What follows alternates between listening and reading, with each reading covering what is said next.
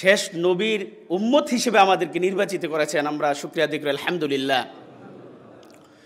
দুরুদ ও সালাম বর্ষিত হোক আমাদের শেষ নবী, আখির নবী, রাহমাতুল আলামিন, সৈয়দুল মুরসালিন, যার আদর্শই আমাদের আদর্শ, যে রসুল সাল্লাল্লাহু আলাইহি ওয়াসাল্লাম আমাদেরকে সত্য মিথ্যা আমাদেরকে বাতলিয়ে গেছেন, আমাদের নাজাতের পথ আমাদেরকে দেখিয়ে গেছেন, হক বাতিল আমাদের কাছে পৌঁছে গেছেন। সেই রাসূলের প্রতি আমরা দরুদ পড়ি সাল্লাল্লাহু আলাইহি ওয়াসাল্লাম।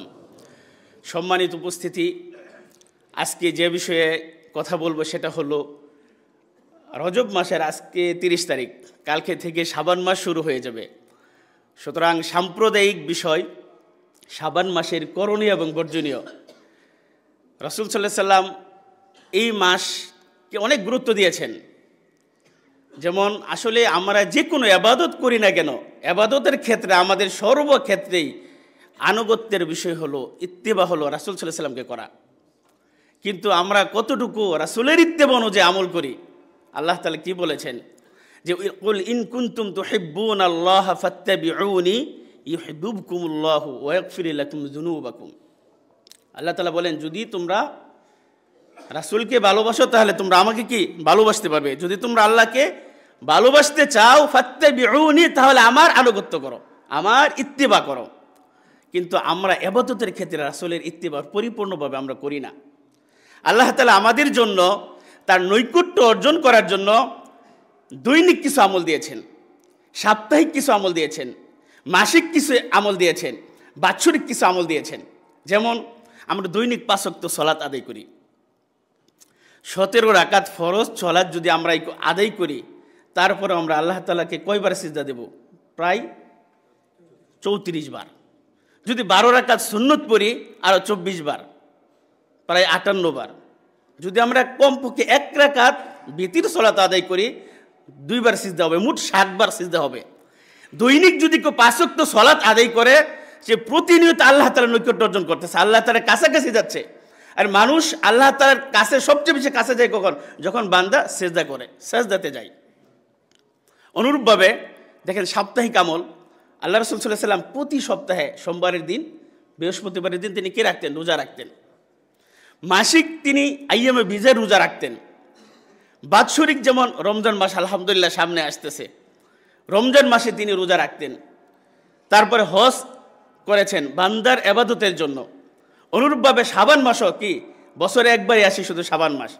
শাবান মাসটি এমন একটা মাস যে রজব এবং রমজানের মাঝামাঝি একটা মাস। এই মাস সম্পর্কে আমরা অনেকেই গাফিলতি করি, অমনোযোগী থাকি। যেমন আমরা জানি যে 4টা হারাম মাস, একটা হলো যুলকাদা, যুলহিজ্জা, মুহররম, 3টে একসাথে, আরেকটা হলো রজব মাস। কাজে আল্লাহ রাসূল সাল্লাল্লাহু আলাইহি ওয়াসাল্লাম উসামা বিন যায়েদ থেকে বর্ণিত, তিনি বলেন যে রাসূল সাল্লাল্লাহু আলাইহি ওয়াসাল্লামকে বলেন যে ইয়া রাসূলুল্লাহ, লাম আরাকা তাসুমু শাহরাম মিনাশ শুহুরি মা তাসুমু মিন শাবান। হে আল্লাহ রাসূল, আপনাকে আমি এই মাসের চেয়ে অধিক রোজা অন্য কোনো মাসে রাখতে দেখি না, অর্থাৎ নফল সিয়াম। তখন রাসূল সাল্লাল্লাহু আলাইহি ওয়াসাল্লাম বলেন, যালিকা শাহরুন ইয়াগফুলুন নাসু আনহু। এটি এমন একটা মাস যে মাসে মানুষরা এই মাসের গুরুত্ব সম্পর্কে মানুষ অমনোযোগী থাকে, গুরুত্ব সম্পর্কে মানুষ জানে না, এটা এমন একটা মাস। তখন রাসূল সাল্লাল্লাহু আলাইহি ওয়াসাল্লাম বললেন যে ওয়াহুয়া শাহরুন তুরফাউ ফীহিল আমালু ইলা রাব্বিল আলামিন। যে এমন একটা মাস যে মাসে এই বিশ্ব জগতের যে রব প্রতিপালক, তার কাছে আমল উঠে নেওয়া হয়, আমল উপস্থাপন করা হয়, সারা বছরের আমল। আল্লাহ রাসূল বলেন ফা উহিব্বু আইয়ুরফা আমালি ওয়া আনা সাইমুন। সুতরাং আমি কেন বেশি রোজা রাখি? উসামা বিন যায়েদ রাসূলকে প্রশ্ন করলেন যে আপনি এই মাসে এত রোজা রাখেন যে রমজান মাস ছাড়া অন্য কোন মাসে আপনাকে এত রোজা রাখতে দেখি না। তা আল্লাহ রাসূল সাল্লাল্লাহু আলাইহি ওয়াসাল্লাম বলেন যে আমি এই মাসে এত বেশি রোজা রাখি এই জন্যই যে এই মাসে আল্লাহ তাআলার কাছে আমল উপস্থাপন করা হয়, সারা বছরের আমল। আমি চাই আমার আমলটা আল্লাহ তাআলার কাছে এমনভাবে উপস্থাপন হোক যে আমি কি রোজাদার। সুবহানাল্লাহ, আল্লাহু আকবার। তার আগে পরের সমস্ত গুনাহ তিনি মাফ। সে রাসূল যদি এত ইবাদত করে থাকতেন, আল্লাহকে এত বেশি ভয় করতেন, আর আমাদের আমল কোথায়, আমাদের ইবাদত কোথায়? একটু চিন্তা করি আমরা। অনুরূপভাবে আম্মা জান আয়েশা রাদিয়াল্লাহু তাআলা আনহা থেকে বর্ণিত, তিনি বলেন যে কানা রাসূলুল্লাহ সাল্লাল্লাহু আলাইহি ওয়াসাল্লাম ইয়াসুমু হাত্তা নাকুলু লা ইফতিরু। আমরা মনে করতাম যে রাসূল সাল্লাল্লাহু আলাইহি ওয়াসাল্লাম রোজা রাখতেছে, তিনি মনে হয় রোজা ছাড়বেন না এই শাবান মাসে। অনুরূপভাবে বলেন ওয়াইফতিরু হাত্তা নাকুলু লা ইয়াসুমু, এমন অবস্থায় যে তিনি রোজা রাখতেন না, আমরা মনে করতাম যে তিনি মনে হয় আর রোজা রাখবেন না, আর রাখবেন না। যখন রাখতেন লাগাতার রাখতেন, যখন ছেড়ে দিতেন আর রাখতেন না। তখন তিনি বলেন, আমাদের আয়েশা রাদিয়াল্লাহু তাআলা আনহা, ফামা রাআইতু রাসূলুল্লাহি সাল্লাল্লাহু আলাইহি সাল্লাম ইসতাকমালা সিয়ামা শাহরিন ইল্লা রমাদানা, আমি রাসূল সাল্লাল্লাহু আলাইহি সাল্লামকে রমজান মাসে সারা পরিপূর্ণ কোনো মাসে রোজা রাখতে দেখি নাই। অর্থাৎ পরিপূর্ণ রোজা তিনি একমাত্র কোন মাসে রাখতেন? রমজান মাসে। তারপরে তিনি বলেন যে ওমা রাআইতুহু আকসারা সিয়ামা মিনহু ফি শাবানা, এবং শাবান মাসের চাইতে নফল সিয়াম, অধিক সিয়াম পালন করতে এই শাবান মাস ছাড়া অন্য কোনো মাসে দেখি নাই। অর্থাৎ তিনি যদি নফল সিয়াম পালন করেছেন, স্বাভাবিক আমরা সপ্তাহে যদি কেউ রোজা রাখে সোমবার বৃহস্পতিবার, যদি কেউ মাসিক রোজা রাখে আরবি মাসের 13 তারিখ 14 তারিখ 15 তারিখ, যদি কেউ পারে আরও রাখতে পারে। কিন্তু আল্লাহ রাসূল সাল্লাল্লাহু আলাইহি সাল্লাম এই শাবান মাসে এত বেশি রোজা রাখতেন নফল সিয়াম, যেটা শাবান মাস ছাড়া অন্য কোনো মাসে রাখতেন না। সুবহানাল্লাহ। তাহলে সেই শাবান মাস আমাদের কি আমাদের মাঝে আগমন করছে কালকে থেকে ইনশাল্লাহ। এখন আমরা জানি যে শাবান মাস কেন এত গুরুত্ব। একটা হলো যেটা শুরুতে বললাম যে শাবান মাসের গুরুত্ব সম্পর্কে মানুষ কি অমনোযোগী থাকে, তারা গাফেল থাকে। তারা রজব মাসকে সম্মান করে, কারণ রজব মাসটা হারাম মাস, এই মাসে কোনো যুদ্ধ নেই, মারামারি নেই। আরবরা এই মাসকে সম্মান করত। অনুরূপভাবে শাবানের পরের মাস হলো কি রমজান মাস। রমজান মাসে যদি কেউ সারা বছর নামাজও না পড়ে সেও নামাজে হয়ে যা, যে রোজা না রাখে সেও রোজাদার হয়ে যা। তার মানে রমজান মাসকে অটোমেটিক মানুষ সম্মান করে, রজব মাসকেও সম্মান করে। এই দুই মাসের মাঝখানে এমন একটা মাস যে মাসের গুরুত্ব সম্পর্কে মানুষ গাফেল। এই জন্য আল্লাহ রাসূল সাল্লাল্লাহু আলাইহি সাল্লাম এই মাসের এত গুরুত্ব দিয়েছেন। প্রিয় ভাইরা, তাহলে আমল আল্লাহ তাআলার কাছে উঠিয়ে নেওয়া হয়, পেশ করা হয়, এটা 3 প্রকার। এক নম্বর হলো যে আল্লাহ রাসূল সাল্লাল্লাহু আলাইহি ওয়াসাল্লাম বলেন যে ইরফাউ ইলাইহি আমালুল লাইলি ক্বাবলা আমালিন নাহারি ওয়া আমালুন নাহারি ক্বাবলা আমালিল লাইলি। প্রতিদিন বান্দার আমল আল্লাহ তাআলার কাছে পেশ করা হয়। রাতের আমল দিন হওয়ার আগে আল্লাহ তাআলার কাছে পেশ করা হয়, দিনের আমল রাত হওয়ার আগেই তার কাছে পেশ করা হয়। এটা এক প্রকার। দ্বিতীয় প্রকার হলো আল্লাহ রাসূল সাল্লাল্লাহু আলাইহি সাল্লাম তিনি বলেন যে তু'রাদুল আ'মালু ইয়াউমাল ইসনাইনি ওয়াল খামিসি ফাউহিব্বু আন ইউ'রাদা আমালি ওয়া আনা সাইমুন। প্রতি সপ্তাহে সোমবারের দিন এবং বৃহস্পতিবারের দিন আল্লাহ তাআলার কাছে আমল উপস্থাপন করা। অর্থাৎ আমরা যে আমল করি, যে ইবাদত করি, প্রতি বৃহস্পতিবার এবং সোমবার আল্লাহ তাআলার কাছে কি করা হয়? উপস্থাপন করা হয়। রাসূল সাল্লাল্লাহু আলাইহি সাল্লাম তিনি কত আল্লাহকে ভালোবাসতেন, কত ইবাদত গুজারি ছিলেন। তিনি বলতেছেন যে উহিব্বু আন ইউ'রাদা আমালি, আমি পছন্দ করি যে আমার আমলটা আল্লাহ তাআলার কাছে পেশ করা হোক, ওয়া আনা সাইমুন, আর আমি রোজাদার। এই জন্য আল্লাহ রাসূল প্রতি সোমবারের দিন বৃহস্পতিবারের দিন তিনি রোজা রাখতেন। রাসূলের আমল কোথায় ছিল আর আমাদের আমল কোথায় আছে? রমজান ছাড়া কে আছে যে আমরা গত রমজানে রোজা রাখছি, এরপরে একটা রোজা রাখছি, আমরা নফল সিয়াম পালন করছি? নিজেকে নিজে প্রশ্ন করি। সুতরাং রাসূল তো আমাদের আদর্শ। রাসূল যদি এত আমল করে থাকেন, আমাদের তো রাসূলকে ইত্তেবা করা দরকার। যাক, তাহলে দৈনিক গেল, সাপ্তাহিক গেল। এখন দেখেন বাৎসরিক হিসাব, অর্থাৎ বাৎসরিক যে আমল আল্লাহ তাআলার কাছে পেশ করা হয়। রাসূল সাল্লাল্লাহু আলাইহি সাল্লাম যে হাদিস বললাম যে ওয়াহুয়া শাহরুন তুরফাউ ফিহিল আমালু ইলা রাব্বিল আলামিন, যে প্রতি সারা বছরের আমল বিশ্ব জগতের প্রতিপালকের কাছে পেশ করা হয়। আর আল্লাহ রাসূল সাল্লাল্লাহু আলাইহি সাল্লাম বলেন ফা উহিব্বু আন ইউরফা আমালি ওয়া আনা সাইমুন, আমি পছন্দ করি, ভালোবাসি, আমি চাই যে আমার আমলটা আল্লাহ তাআলার কাছে এমন অবস্থায় পেশ করা হোক আমি রোজাদার। সুতরাং সেই মাস শাবান মাস, আমরা যেন বেশি বেশি শাবান মাসের শুরু থেকেই যেন আমরা বেশি বেশি রোজা রাখি। শুধু নিঃস্বে শাবান নয়, শাবান মাসের নির্দিষ্ট কোনো দিনের কথা আল্লাহ রাসূল বলেন নাই, নির্দিষ্ট কয়দিন রোজা রাখছেন এটা বলেন নাই, তিনি অতি অধিক রোজা রাখছে এই মাসে। আমাদের আমলটাও যেন রাসূলের অনুসরণ অনুযায়ী হয়। এখন কথা হলো যে রাসূল কেন রোজার প্রতি গুরুত্ব দিয়েছেন? রোজা ছাড়াও, সিয়াম ছাড়াও তো আরও অনেক ইবাদত রয়েছেন, কেন সিয়ামের প্রতি কেন গুরুত্ব দিয়েছেন? দেখেন, সিয়াম মানুষের যে অঙ্গ প্রত্যঙ্গ আছে এটাকে জাগ্রত করে। সিয়ামের সাথে আনুষঙ্গিক আরও যত ইবাদত আছে, ইবাদতগুলোকে সে ডেকে নিয়ে আসে। কেমন?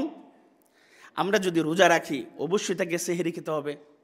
সাহারি খাওয়া ছাড়া তো সে রোজা রাখবে না।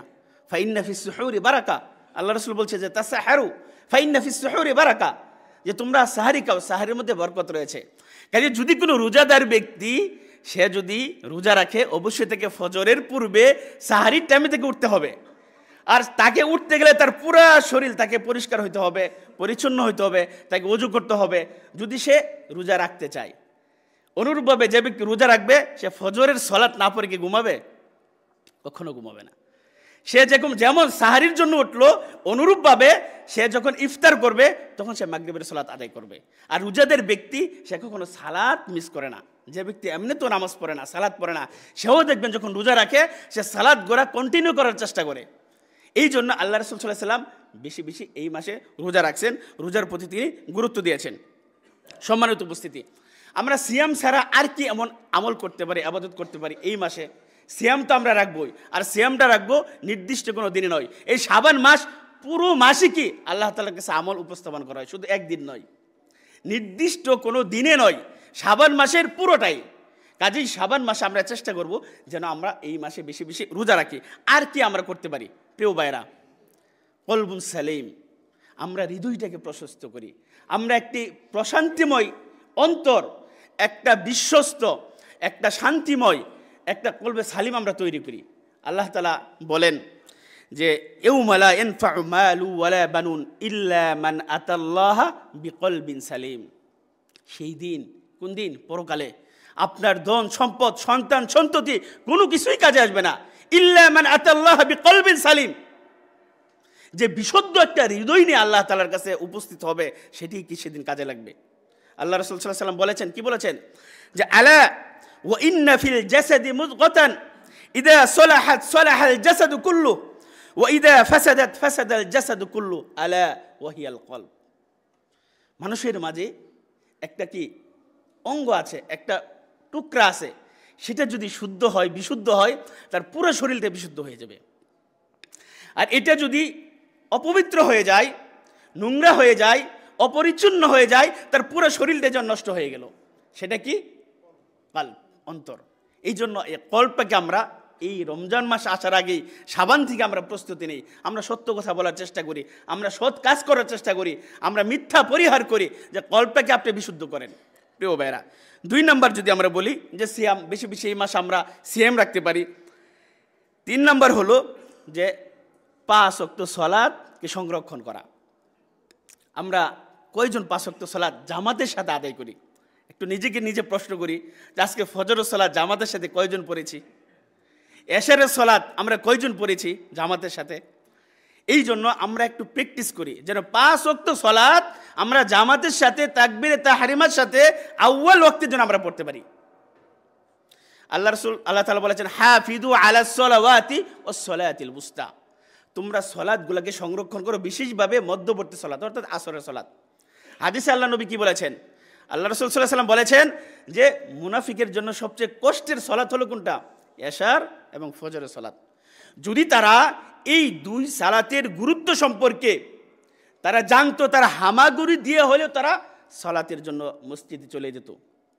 সুতরাং আমরা বেশি বেশি কি 5 ওয়াক্ত সালাত ফরজ যেগুলো আছে আমরা যেন জামাতের সাথে আদায় করার চেষ্টা করি। 2 নম্বর হলো নফল সালাত আদায় করা। আমরা যেন 12 রাকাত কমপক্ষে হলেও যেন আমরা কি যে সুন্নত রাওয়াতিব আছে সেগুলো যেন আমরা আদায় করি। আল্লাহ রাসূল বলেছেন, যে ব্যক্তি এই 12 রাকাত সুন্নত পড়বে তার জন্য জান্নাতে আল্লাহ তাআলা একটা ঘর নির্মাণ করবেন। এবং আমরা তাহাজ্জুদ সালাতের একটু চেষ্টা করি, ওয়ালাউ বিরাকাতাইনি, কমপক্ষে 2 রাকাত হলেও আপনি কন্টিনিউ করেন। 2 রাকাত আপনি রাত্রে উঠতে পারেন না, ঘুমানোর পূর্বে এমন কোন মানুষ নাই যে 12টার আগে কেউ ঘুমায় না। যদিও তাড়াতাড়ি ঘুমানোর কথা হাদিসে আছে, কিন্তু আমাদের সময় এমন হয়েছে যে আমরা 12টার আগে কেউ ঘুমাই না। আপনি ঘুমানোর আগে 2 রাকাত সালাত পড়ে আপনি ঘুমান না, এই ভালো একটা আমল আপনি অভ্যস্ত করেন না। কাজেই আমরা ভালো আমলটা আমরা করার চেষ্টা করি। আল্লাহ তাআলা আমাদেরকে সেই তৌফিক দান করুক। প্রিয় ভাইরা, 4 নম্বর হলো কিরাআতুল কোরআন। আমরা শাবান মাসে কি করতে পারি? কোরআন তেলাওয়াত করি। আল্লাহ রাসূল সাল্লাল্লাহু আলাইহি ওয়াসাল্লাম বলেছেন, আল কুরআনু হুজ্জাতুল লাক আও আলাইক, কোরআন হয় তোমার পক্ষে অথবা তোমার বিপক্ষে যাবে। আল কুরআন ওয়াস সিয়াম ইশফাআনি, কোরআন এবং সিয়াম কিয়ামতের দিন আমাদের জন্য সুপারিশ করবে।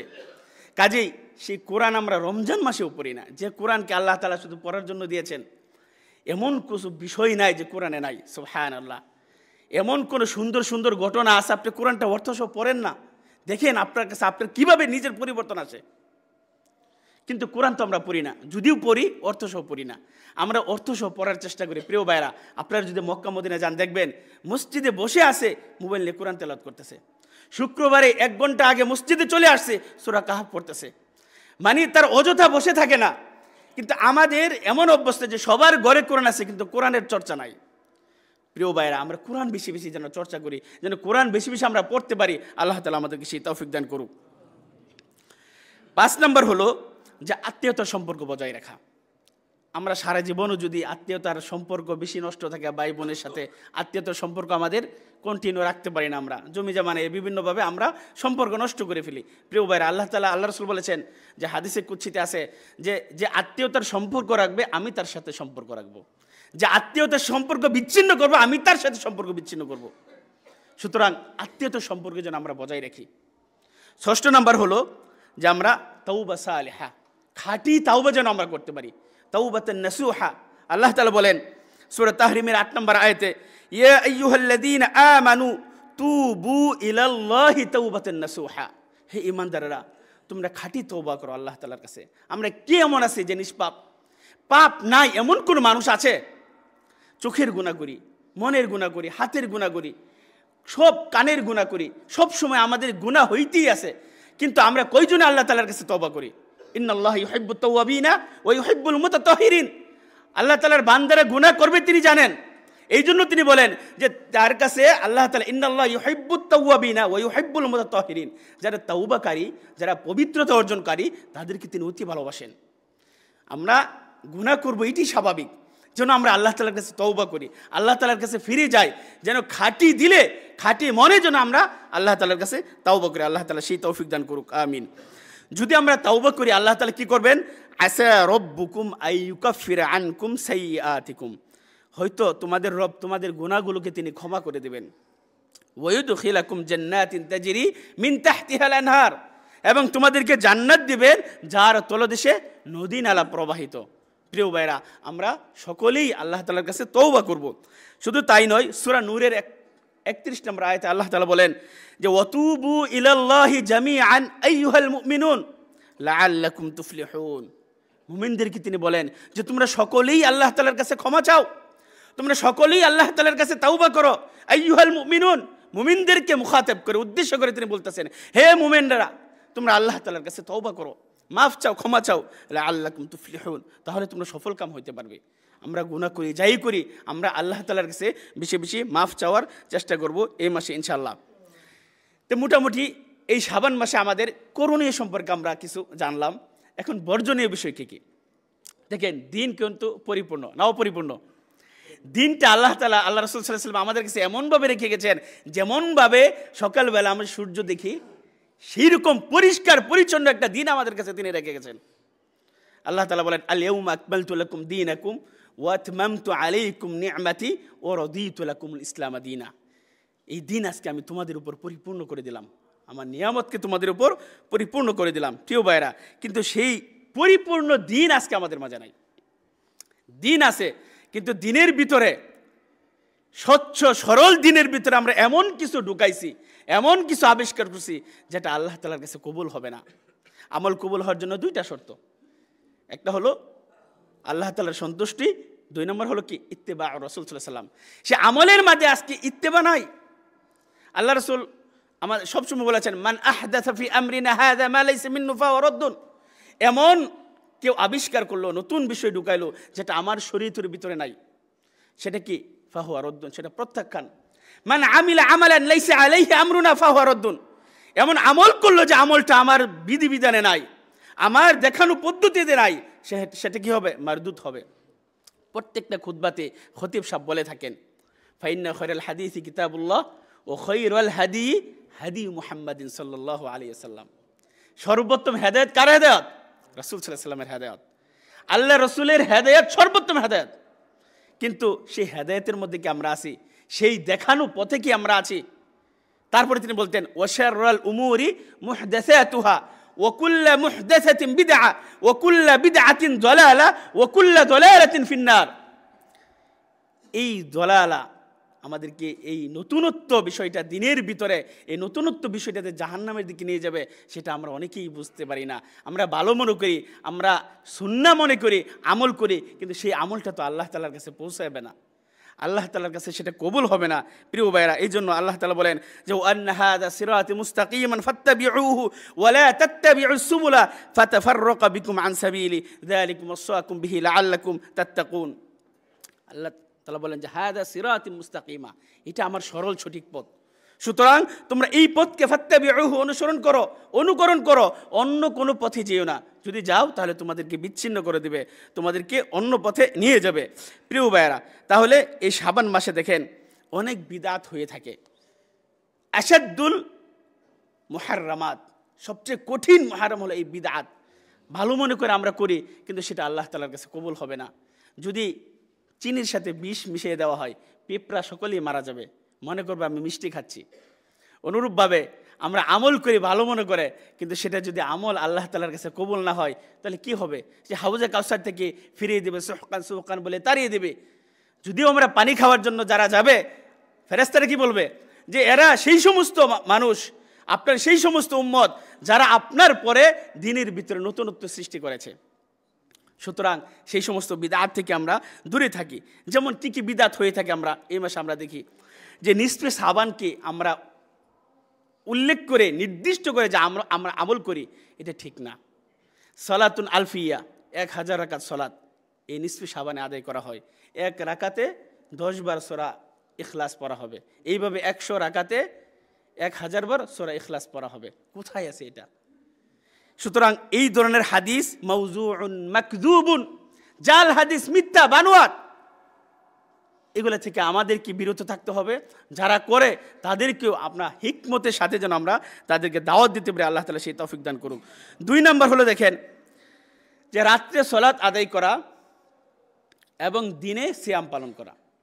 আল্লাহ রাসূল সাল্লাল্লাহু আলাইহি ওয়াসাল্লামের হাদিস থেকে আমরা কি পাইলাম? সহিহ হাদিস থেকে যে তিনি একাধারে তিনি সিয়াম পালন করতেন, নির্দিষ্ট দিনে তিনি সিয়াম পালন করতেন না, নির্দিষ্ট দিনে তিনি কিয়ামুল লাইল করতেন না। আর আমরা করতেছি কি? সারা পুরো শাবান মাসে সালাত নেই, সিয়াম নেই, কিয়ামুল লাইল নেই, শুধু নিসফে শাবান আগে আমরা কি করি? কিয়ামুল লাইল করি, তারপরে আমরা 15 তারিখে আমরা সিয়াম পালন করি। এটা তো ঠিক না। সুতরাং এই হাদিসগুলো কি লা আসলা লাহু, এর কোনো মূল ভিত্তি নেই। এই বিদআতপূর্ণ আমলগুলা থেকে আমাদেরকে বিরত থাকতে হবে। 3 নম্বর হলো দেখেন সলাতুল ইশাতে কি করা হয়? নির্দিষ্টভাবে আপনার সূরা ইয়াসিন পড়া হয়। সুতরাং যেটা হাদিসেও নাই, কোরআনেও নাই, সাহাবাদের মধ্যে আমল ছিল না, আইম্মায়ে কেরামের মধ্যে আমল ছিল না, 4 ইমামের মধ্যে আমল ছিল না, এই নির্দিষ্টভাবে নির্দিষ্ট দিন নির্দিষ্ট রাত করা, তাহলে আমরা কার অনুসরণ করতেছি? কাকে আমরা ফলো করতেছি? আল্লাহ তাআলা আমাদেরকে সেই সমস্ত আমল থেকে, ইবাদত থেকে হেফাজত করুক। অনেকেই মনে করে এই রাতের ফজিলত লাইলাতুল কদরের ফজিলতের মতো, অনেকেই মনে করে এটা। আমল করতে করতে এমন একটা পরিস্থিতি হয়েছে তার এই রাত সম্পর্কে এত মর্যাদাশীল মনে করে। অথচ আল্লাহ তাআলা বলেন যে ইন্না আনজালনাহু ফি লাইলাতিন মুবারাকা ইন্না কুন্না মুনজিরিন। আল্লাহ তাআলা বলেন যে আমি বরকতময় রাত্রিতে এই কোরআনকে অবতীর্ণ করেছি, আমি সতর্ককারী। এই বরকতময় রাত্রি এটা কোন দিন? সূরা কদরে আল্লাহ তাআলা বলেন ইন্না আনজালনাহু ফি লাইলাতিল কদর। আমি কদর স্পষ্ট এক আয়াত দ্বারা আল্লাহ তাআলা অন্য আয়াতের ব্যাখ্যা করে দিচ্ছেন যে আমি কদরের রাত্রিতে এটা অবতীর্ণ করেছি। অথচ এই আয়াতটাকে সূরা দুখানের ইন্না আনজালনাহু ফি লাইলাতিন মুবারাকা, এটিকে 15 শাবানের ব্যাখ্যা করে, অনেকেই ব্যাখ্যা করে। সুতরাং এটি ঠিক না। আর এই কদরের রাত্রিটা কোন দিন? সেটা রমজান মাসে স্পষ্ট। সুতরাং এই যে আপনি দেখেন আমল করতে করতে কি আমলে পৌঁছে গেছে, আল্লাহ তাআলা সেই সমস্ত ভাইদেরকে বুঝার তৌফিক দান করুক। প্রিয় ভাইরা, যদি আমরা সতর্ক না হই তাহলে আমাদের উপর বিপদ আপদ বালা মুসিবত আমাদেরকে বসে যাবে। যেমন আল্লাহ তাআলা বলেন ফালিহযারিল্লাযীনা ইউখালিফুনা আন আমরিহি আন তুসিবাহুম ফিতনাতুন আও ইউসিবাহুম আযাবুন আলীম। যদি তারা সতর্ক না হয়, রাসূল সাল্লাল্লাহু আলাইহি ওয়াসাল্লামের নির্দেশনা থেকে যদি তারা বিরোধিতা করে, সতর্ক না হয়, আন তুসিবাহুম ফিতনা, তাদেরকে বড় কোনো পরীক্ষা, বড় কোনো আপদ তাদেরকে বসে যাবে, অথবা তাদেরকে কোনো শাস্তি পাকড়াও করা হবে। সুতরাং আল্লাহ রসুলের ইতাআত পরিপূর্ণভাবে আমাদের যেন করতে পারি। আল্লাহ তাআলা আমাদেরকে সেই তৌফিক দান করুক। এরপরে আরেকটা বিষয় হলো যে অনেকেই আমরা রমজানকে স্বাগত জানানোর জন্য রমজানের একদিন অথবা 2 দিন আগেতে সিয়াম পালন করা শুরু করে। অনেক মা বোনরা আছে যে একদিন আগেতে রোজা রাখা শুরু করে। এটা করা যাবে না, এটা করা যাবে না। আল্লাহ রাসূল সাল্লাল্লাহু আলাইহি ওয়াসাল্লাম বলেন যে লা ইয়াতাকাদ্দামান্না আহাদুকুম রমাদানা বিসাওমি ইয়াওমিন আও ইয়াওমাইনি ইল্লা আইয়াকুনা রাজুলুন কানা ইয়াসুমু সাওমাহু ফালইয়াসুম যালিকাল ইয়াওম। যে আল্লাহ রাসূল বলেছেন যে রমজানকে স্বাগত করার জন্য একদিন অথবা 2 দিন আগে সিয়াম পালন করা যাবে না। যদি মনে করেন যে মঙ্গলবার থেকে রোজা শুরু হলো, এখন কোনো ব্যক্তি কোনো মা বোন যদি আগে থেকেই প্রতি সোমবারের দিন সে রোজা রাখে, অথবা শুক্রবার থেকে রমজান শুরু হলো, এখন আপনি প্রতি বৃহস্পতিবারে রোজা রাখেন, সেই হিসেবে সেই ধারাবাহিকতা বজায় রাখার জন্য আপনি বৃহস্পতিবার বা সোমবারের দিন রোজা রাখতে পারবেন। কিন্তু সেটা কি আপনি কন্টিনিউ প্রতি সপ্তাহ করেন সেটা ভেবে, কিন্তু রমজানকে স্বাগত জানানোর জন্য একদিন আগে বা 2 দিন আগে সিয়াম পালন করা যাবে না। সুতরাং এই ধরনের বিদআতপূর্ণ এবং রাসূলের আদর্শহীন, সাহাবাদের আদর্শহীন কর্মকাণ্ড আমল করা থেকে বিরত থাকার তৌফিক দান করুক, আল্লাহুম্মা আমিন। সর্বশেষে যেটা বলবো যে আল্লাহ তাআলা বলেন ইয়া আইয়ুহাল্লাযীনা আমানুত্তাকুল্লাহা ওয়াল তানজুর নাফসুম মা কদ্দামাত লিগাদ। প্রিয় ভাইরা, আমরা সর্বদা আল্লাহ তাআলাকে ভয় করি, আল্লাহ তাআলাকে ভয় করি। আল্লাহ তাআলা বলেন যে ওয়াল তানজুর নাফসুম মা কদ্দামাত লিগাদ। চিন্তা করা দরকার, বিবেচনা করা দরকার, তার গবেষণা করা দরকার যে নাফসুম মা কদ্দামাত লিগাদ, সে আগামীকালের জন্য সে কি প্রেরণ করেছে। এই দুনিয়ার জীবন আমাদের অস্থায়ী জীবন। কালকে আপনি বাঁচবেন কিনা জানেন না, রমজান মাস আপনি পাবেন কিনা জানেন না, কিন্তু যেই জীবনটা আমাকে সারা জীবন থাকতে হবে, সারা জীবন যার কোনো শেষ নেই, এই দুনিয়ার ক্ষণস্থায়ী জীবনকে আল্লাহ তাআলা আমাদেরকে দিয়েছেন পরকালের জন্য, যেন আমরা কিছু করতে পারি, যেন জান্নাতুল ফেরদাউস আমরা অর্জন করতে পারি, যেন সারা জীবন আমরা সুখে থাকতে পারি। কিন্তু সেই পরকালের কথা বলে আমরা দুনিয়া নিয়েই পড়ে আছি।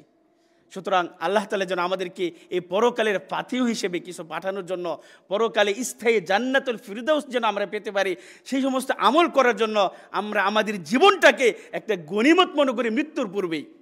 আল্লাহ রাসূল বলেছেন না যে 5টা জিনিসকে তুমি গনিমত মনে করো, তার মধ্যে একটা হলো কি যে আপনার জীবনটাকে আপনি গনিমত মনে করেন মৃত্যুর পূর্বেই।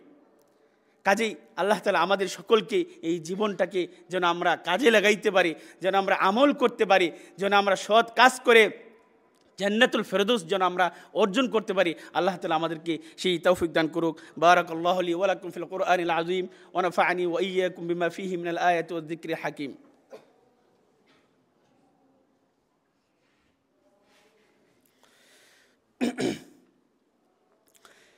الحمد لله رب العالمين والعاقبة للمتقين ولا عدوان إلا على الظالمين وأشهد أن لا إله إلا الله وحده لا شريك له وأشهد أن محمدًا عبده ورسوله صلى الله عليه وسلم وبارك عليه وعلى آله وأصحابه والتابعين لهم بإحسان إلى يوم الدين. إن الله وملائكته يصلون على النبي يا أيها الذين آمنوا صلوا عليه وسلموا تسليما. اللهم صل وسلم وبارك على عبدك ورسولك محمد وعلى آله الطيبين الطاهرين وعلى أزواجه أمهات المؤمنين. وارض اللهم عن الأربعة الخلفاء الراشدين أبي بكر وعمر وعثمان وعلي وعن الصحابة أجمعين. اللهم أعز الإسلام والمسلمين وأذل الشرك والمشركين ودمر أعداء الدين. اللهم اغفر لنا ولوالدينا ولجميع المسلمين برحمتك يا أرحم الراحمين. اللهم اغفر للمسلمين والمسلمات والمؤمنين والمؤمنات الأحياء منهم والأموات. ربنا آتنا في الدنيا حسنة وفي الآخرة حسنة وقنا عذاب النار. ربنا ظلمنا أنفسنا وإن لم تغفر لنا وترحمنا لنكونن من الخاسرين. إن الله يأمر بالعدل والإحسان وإيتاء ذي القربى وينهى عن الفحشاء والمنكر والبغي يعظكم لعلكم تذكرون. فاذكروا الله يذكركم واشكروه على نعمه يزدكم ولذكر الله تعالى أكبر. الله يعلم ما تصنعون. قوموا للصلاة.